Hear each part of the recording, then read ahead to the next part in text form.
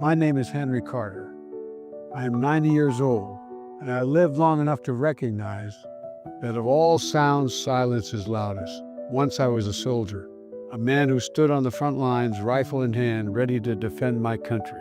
I offered my youth to the battlefield, exchanged childhood for orders, witnessed the world swirl around me in flames and cinder.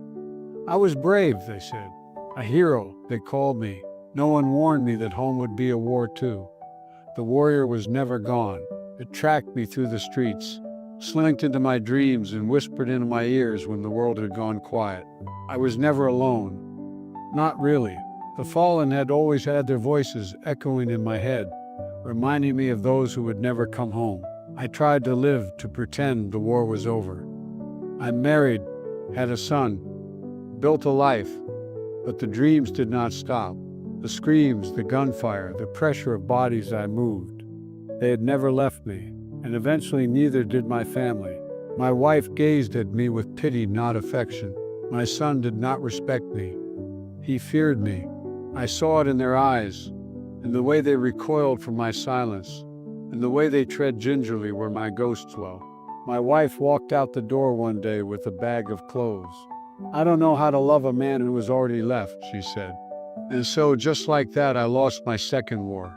My son stuck around the longest, but eventually he stopped coming home, stopped calling. I was reduced to a faint memory, the man he used to know but didn't want to get to know now. And now here I sit, in this wheelchair, alone, forgotten, no family, no home, no purpose. But I do have one thing left, my violin. Before I wore a uniform, before I had handled a rifle, I had held a violin. Music was my first love, the only thing that ever made any sense.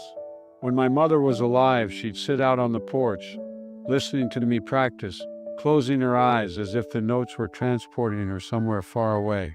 And after everything, after war, after loss, after time took everything else, my violin remained.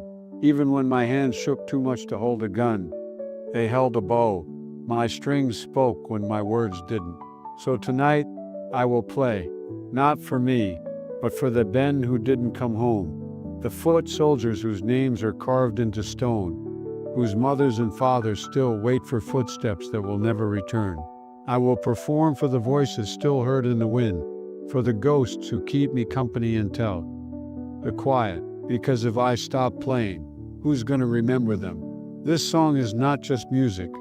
It is a prayer for the forgotten, a prayer for the lost, and pray for me, maybe, just maybe, a prayer for me, because as long as this music keeps playing, I am still here.